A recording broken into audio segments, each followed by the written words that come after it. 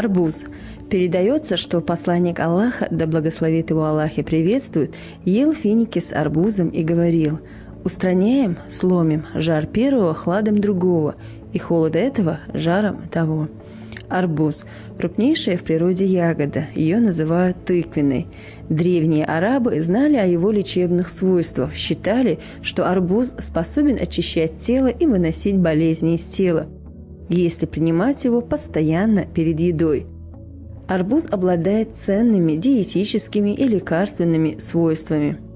Рекомендуется в диетическом питании в свежем виде по 2–2,5 кг в день при заболеваниях печени, цистите, нефрите, мочекаменной болезни.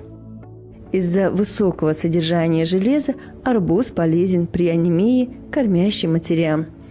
Он способствует выведению холестерина, что важно для больных атеросклерозом.